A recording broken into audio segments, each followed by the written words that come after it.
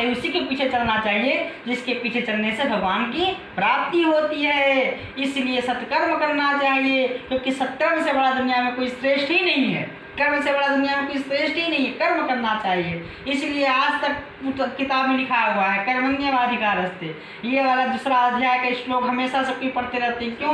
क्योंकि कर्म का क्या ही अधिकार है, फल का अधिकार तो है नहीं मेरे पास, कर्म का ही अधिकार है। इसलिए हे अर्जुन कर्म करो। इसलिए कहते हैं कि यदि मैं कर्म ना करूं तो ये सब मनुष्य नष्ट भ्रष्ट हो जाएं और मैं संकरता करने वाला हूँ और इस समस्त प्रजा को नष्ट करने वाला बनूं। कहते हैं कि भगवान अपने बारे में कहते हैं कि यदि मैं कर्म करना छोड़ दूँ पता है क्या होगा। भगवान अपने बारे में बोलते हैं कि मैंने कर्म को चुना। भगवान विष्णु का क्या कार्य है? क्या कार्य भगवान विष्णु का? प्रजा को चलाना है। 3 देवता हैं, अलग अलग काम है। ब्रह्मा जी का काम है उत्पत्ति करना, सृष्टि उत्पत्ति करना। विष्णु जी का कार्य चलाना, शिव जी का कार्य नाश करना। अब ये तीनों देवता अपना कार्य छोड़ दें तो क्या होगा सोचिए? प्रलय नहीं आ जाएगा? प्रलय आ जाएगा। तो विष्णु जी कहते हैं कि मेरे अंदर बहुत शक्ति है, सबको प्राप्त कर सकता हूँ, सबको पल डुबा सकता हूँ, सबको ये कर सकता हूँ, लेकिन मैंने कर्म को श्रेष्ठ माना है। और मेरा कर्म क्या है? सृष्टि को चलाना। और यदि मैंने चलाना बंद कर दिया तो क्या होगा? नाश हो जाएगा। भगवान श्री कृष्ण भी कर्म कर रहे हैं। इसीलिए यहाँ भगवान ने कहा है उत्सीदेयुरमे लोका न कुर्याम कर्म चेदहम शंकरस्य च कर्ता श्यामो वहन्यामि मह प्रजा। कहते हैं कि इसलिए यदि मैं कर्म ना करूं तो ये सब मनुष्य नष्ट भ्रष्ट हो जाएंगे। हे भारत, भगवान ने यहाँ पे अर्जुन को भारत भी कहा है।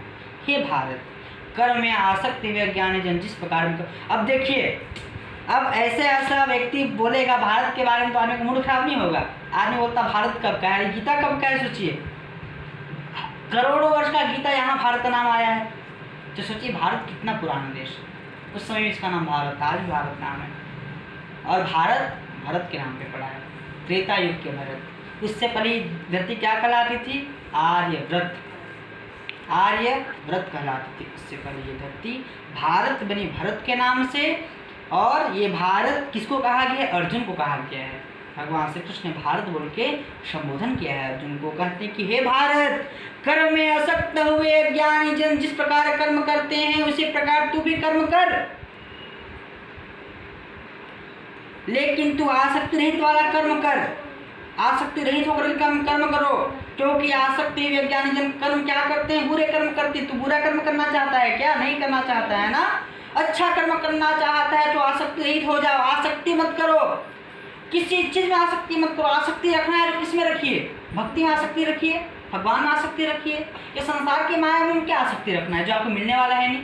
मरने के बाद थोड़ी मिलेगा आपको ये सब। मरने के बाद कौन मिलेंगे? जीते जी भी मिलेगा, मरने के बाद भी मिलेंगे, भगवान मिलेंगे। तो आसक्ति उसमें रखना चाहिए जो आपको प्राप्त हो जाए।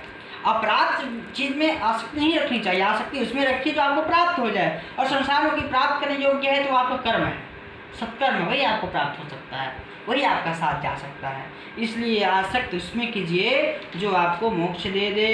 अब यहाँ पे भगवान श्री कृष्ण ने अर्जुन का कौन नाम किया है? महाबाहो। कहते हैं कि तत्त्ववित्तु महाबाहो गुण कर्म विभागयो। कहते हैं हे महाबाहो, गुण विभाग और कर्म विभाग की तत्व को जानने वाला ज्ञान योगी संपूर्ण गुण और गुणों में ही बढ़ते रहे हैं, ऐसा समझकर उनमें आसक्त नहीं होता है। हे अर्जुन, इस संसार में सबसे कोई श्रेष्ठतर है तो कर्म में ही है। और उसके बाद जो व्यक्ति हर समय मेरा नाम लेता है, हे गोविंद हे गोविंद हे गोविंद, हे कृष्ण हे माधव हे मधुसूदन। भगवान का कृष्ण मैंने कल बताया था, नारायण को ये अजामिल की कथा परसों बताया थे। कितना पाप किया, एक बार नारायण, ये नारायण तो सुना नहीं, वो नारायण सुन लिए। कौन बुला रहा है भाई? जाके देखो, लेके आओ उसको। फिर इतना प्यार से बुला रहा है मुझे। भगवान के पास पहुंच गए, किससे? श्रद्धा से। और रामायण में कहा गया है भवानी शंकरो वंदे श्रद्धा विश्वास रूपिणी। गुण है, गुण है, आपको बता रहा हूँ मैं। शंकर कौन है? विश्वास है। भवानी कौन है? श्रद्धा है। भगवान किससे मिलते हैं? श्रद्धा और विश्वास से मिलते हैं। तो रामायण में स्पष्ट बोल दिया गया है हम किसकी वंदना करते हैं? उस भवानी की वंदना करते हैं, उस शंकर की वंदना करते हैं जो श्रद्धा और विश्वास के रूप में प्रतीक बने हुए हैं। बाल रामायण का पहला श्लोक बालकांड का पहला श्लोक, वर्णानामृत संज्ञानाम रसानाम छंदसामि मंगलानाम च कर्तारो वंदे वाणी विनायक। इसी के बाद आता है भगवान शंकरो वंदे श्रद्धा विश्वास रूपिणो। रामायण का पहला श्लोक में ये दिया हुआ है कि भगवान शंकर कौन है, विश्वास हैं, और भवानी जी कौन है, पार्वती जी कौन है, श्रद्धा है। और श्रद्धा विश्वास से भगवान की प्राप्ति होती है, अन्यथा प्राप्ति नहीं होती है। सबको छोड़ दीजिए और अंत में भगवान का ही हो जाइए। भगवान से ही प्रार्थना करना चाहिए कि हे गोविंद, मैं अब चाहे जैसा भी कर्म करूं। व्यक्ति यदि आप संसार में कुछ भी कर्म कीजिए, भगवान का एक अमृत नाम ही आपके जीवन को उद्धार करने वाला है। मेरे आचार्य जी कथा कहते हैं कि गांव में एक बड़ा भारी चोर का जमावड़ा था, बड़ा भारी चोर का जमावड़ा था। इतना चोरी वो डकैत वहाँ होता था कि पूछिए मत। एक दिन हमारे धर्म संप्रदाय के एक वैष्णव साधु वहाँ गांव पहुँचे, उनका सामान चोरी हो गया। पैसा कौड़ी दान वान में लेके आए थे, बेचारे जाने का किराया नहीं, सब चोरी चोर हो गया। साधु बोले अब तुम सुधार के जाएंगे यहाँ चोर को। कैसे सुधारें, प्राण को संकट में डालना है सुधारना। जाके लेक्चर देंगे तो काट देगा नहीं चोर लोग, जहाँ लेक्चर दे रहा है बताते हैं। गांव के लोगों को बुलाए, बोले कि आप लोग भागवत कीजिए। गाँव वाले बोले कि महाराज पैसा कहाँ से आएगा, सब तो चोर लोग ले गया है। बोले कोई बात नहीं, मैं कौन बोल रहा हूँ भागवत करने में पैसा लगता है, मैं कथा कहूँ दक्षिणा नहीं लूँगा। दक्षिणा में रहे, दक्षिणा ये रहे कि चोर सब साधु बन जाए, यही दक्षिणा लेंगे। व्यवस्था कीजिए, कर्म कीजिए। बाँस वाँस कटवाया गया, दाल वाल कुछ बनाया, गाँव देहात तो दाल तो मिल ही जाएगा। कुछ बेदी वेदी बनाया गया, कलश बनाया गया। उसमें तो माइक ठाने की, माइक के लिए पैसा लगेगा। टेंट वेंट कुछ लगा नहीं, आम पेड़ के नीचे भागवत का आयोजन हुआ। तो उस एक बड़ा सा फूंकना कुछ ऐसा आता है, उसमें आप बोलिएगा तो बड़ा दूर तक आवाज़ जाता है। साधु को किसको सुधारना था, चोर को सुधारना था, तो लिए फूंकना और वहीं से बोलने लगे कथा, ताकि आस पास तक आवाज़ जाए, कम से कम आधा किलोमीटर तक तो आवाज़ जाए। ऐसा कथा होने लग गया। तो जो चोर का जो सरदार था वो बड़ा चतुर था। देखा कि भागवत हो रहा है तो बोला कि भगवान का कथा हो रहा तो छेड़ने तो नहीं जाएंगे, लेकिन सबको समझा दिया कि देखो कथा हो रहा है, 1 सप्ताह तक सब गांव से दूर रहना। वो लोग बोला क्यों दूर रहें, तो कथा हो रहा है, भगवान कथा आदमी को सुधार देता है, सुधरना नहीं, चोरी करना है, सब जाना मत उधर। जी सरदार नहीं जाएंगे। और एक दिन क्या हुआ, कथा के 5वें दिन एक ठो डकैत का एक ठो सदस्य लोटा लिया, गया मैदान करने, शौच करने, बैठा वैसे ही कथा शुरू।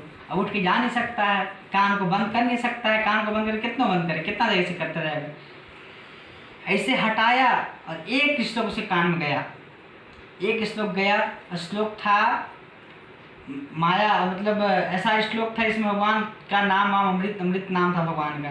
पहला श्लोक गया तो उसको बड़ा सुर लगा।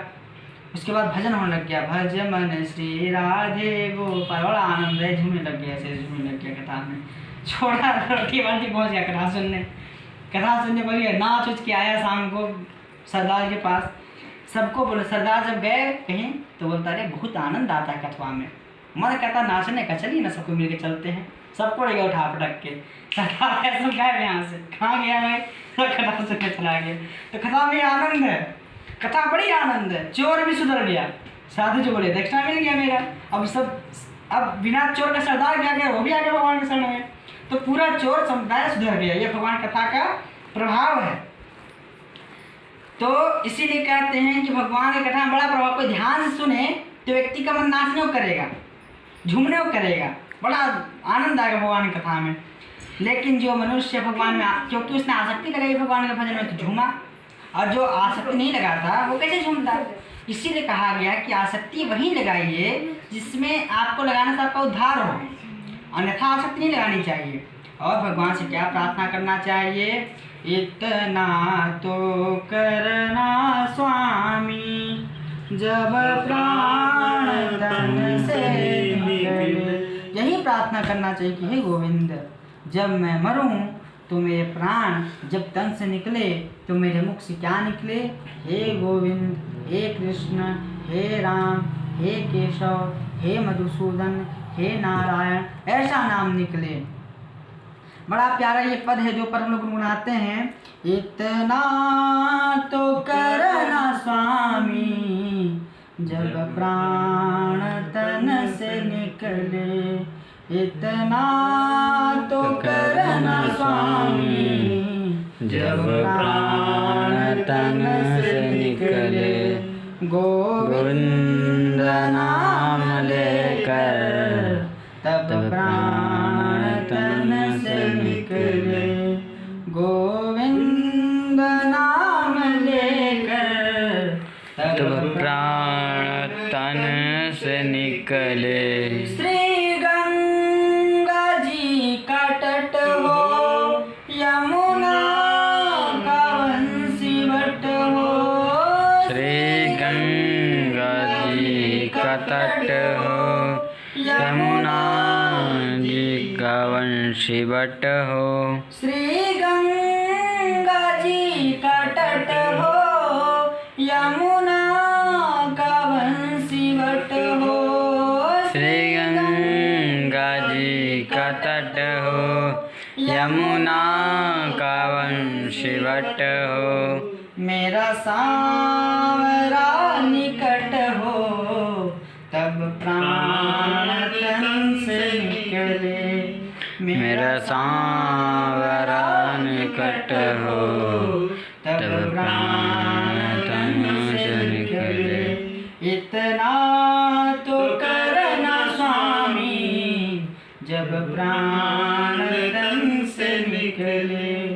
इतना तो करना स्वामी, जब प्राण तन से निकले। पीतांबरी कसी हो, सावी मन में ये बसी हो। पीतांबरी कसी बसी हो, छवि मन में ये बसी हो। होठों पे कुछ हंसी हो, होठों पे कुछ हंसी हो। तब प्राण तन से निकले। महाराज ने गाया है कि जब मैं मरूं तो मेरे होठ में हंसी हो, रो नहीं मैं, क्योंकि अब तो मैं परमात्मा से मिलने जा रही हूँ, इस बात की खुशी हो रही है। होठों में